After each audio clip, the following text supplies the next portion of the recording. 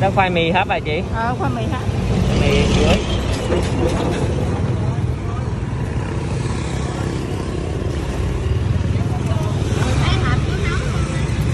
Chụp gửi ở nước ngoài hay gì đây?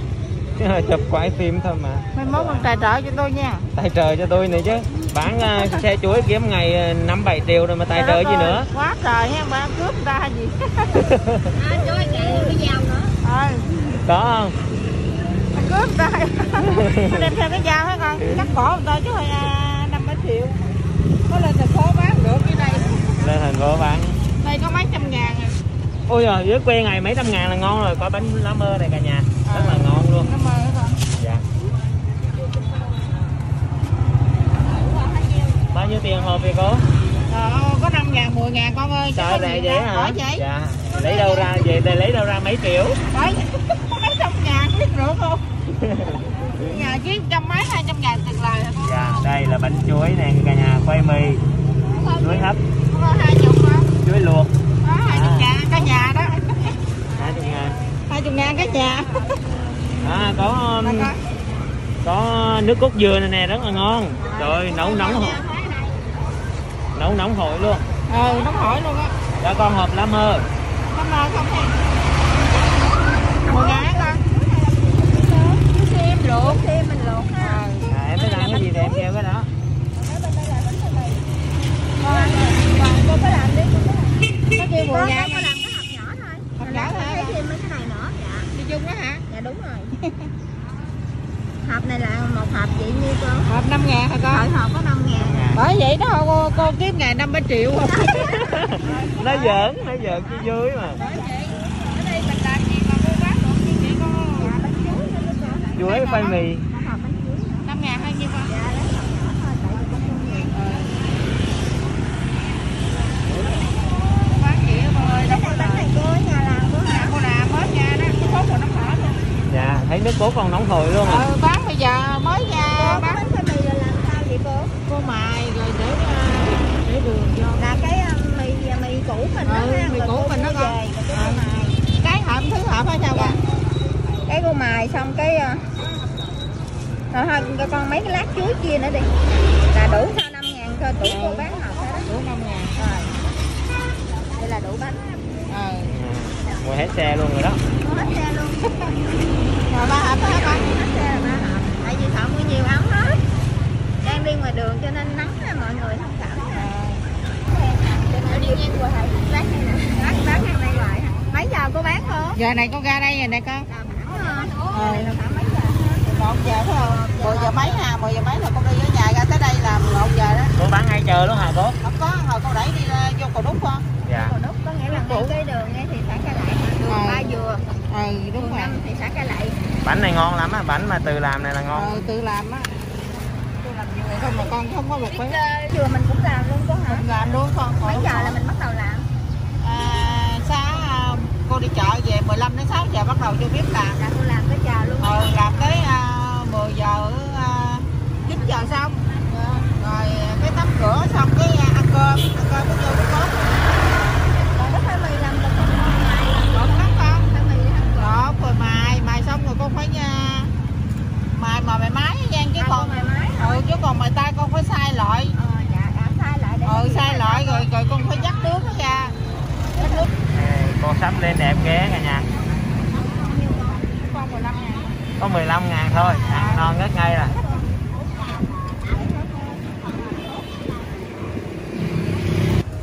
Bánh bèo à, bánh bèo gì con? Bánh bèo lá dứa hả? Bánh bèo lá dứa. Bao nhiêu tiền một phần? 10 ngàn một phần. Rồi có bánh bèo lá dứa, bánh chuối này cả nhà. Ngon lắm.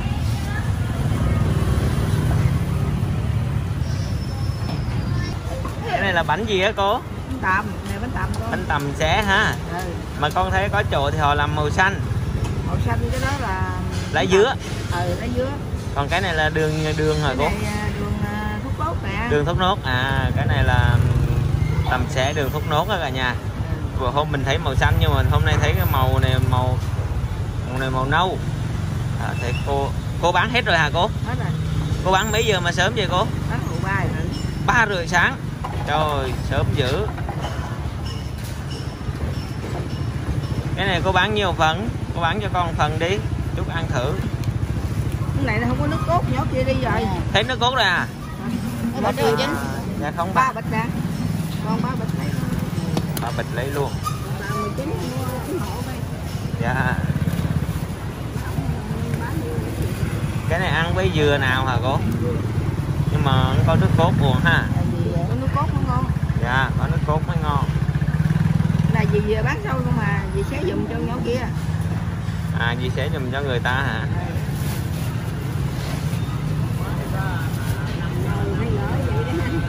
Mà cái chị kia là cùng bán 3 giờ mấy luôn hả chị? Bán bánh tăm này nè. Nó kia nó mới ra hả? Vậy là nó mua trong sạp á, 10.000 bạc nè, nó ra lấy đi kia bán người ta. à. Thì nó đến bán đủ thứ á. Dạ, lấy đủ thứ.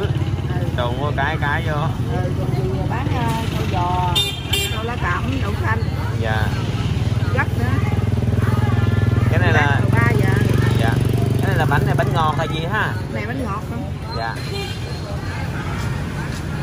Bánh cái gì? Cái gì vậy? Ta kêu ai trời? bánh tằm xé cả nhà. Đường thốt nốt.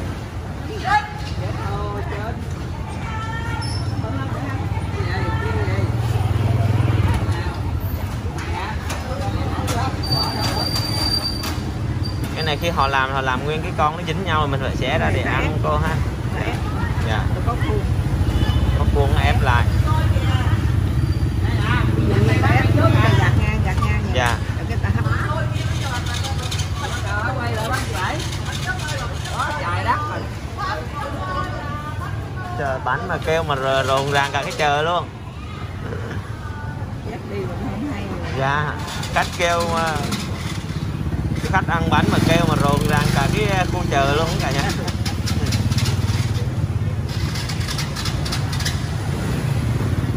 Hôm trước mình cùng có về Sa Đéc cùng có quay cái bánh tằm xé này mà màu xanh đó cả nhà. Đây là màu nâu. Lá dứa. Dạ, lá dứa giờ đây. Lá dứa chứ không phải lá dứa không, mà là nó màu màu. Dạ, cái gì đó chị nói lá dứa thì con chỉ nghe vậy đó hả? Chứ có lá dứa ăn mấy nghe mùi lá dứa mà biết. Dạ. Còn như nhiều người để màu xanh đó, để màu xanh đó. Dạ. Đây gì bán thì không có cái màu. Gất thì cũng ra màu gất rồi, lấy gất thì ướp ra cái gất. Dưới miền Tây mình là người ta màu thiên nhiên á. Dạ. Người ta bán, để người ta bán.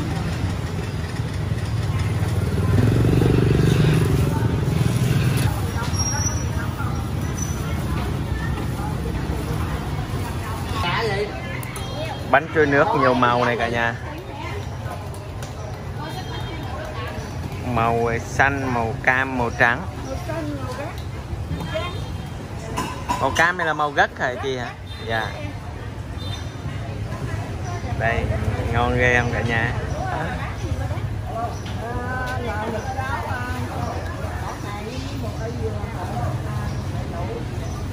Đây có bán cháo đầu này, cháo đầu giống như là dì Bảy cháo đầu ở trên Sài Gòn cả nhà. Cháo đầu đỏ.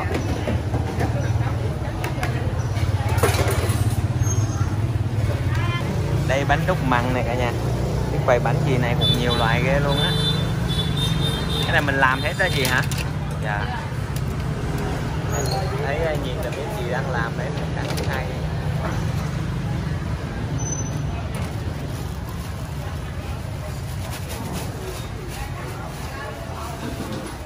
Đây cái bánh đúc măng đây cả nhà.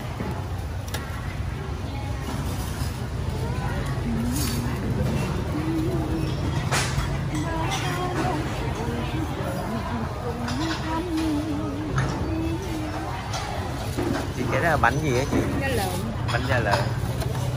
Bánh bò hả chị hả? Da lợn. Dạ. Ở dưới là hình như khoai mì nướng phải không chị?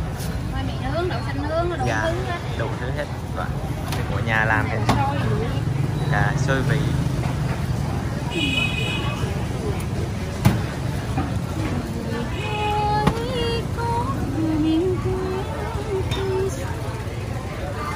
Cái này mình làm hết rồi chị ha.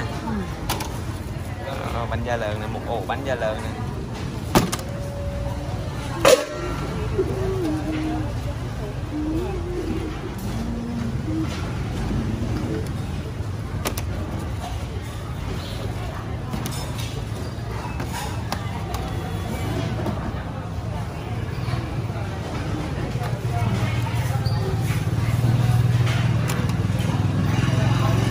Rất là đẹp luôn.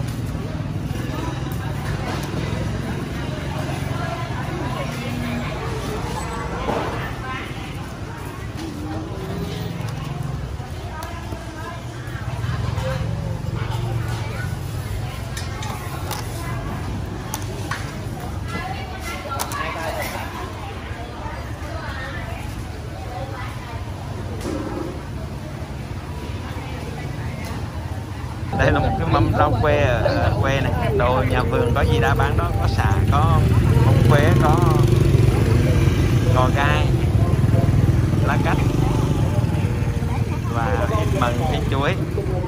Nhà có gì là đẹp ta bán đó.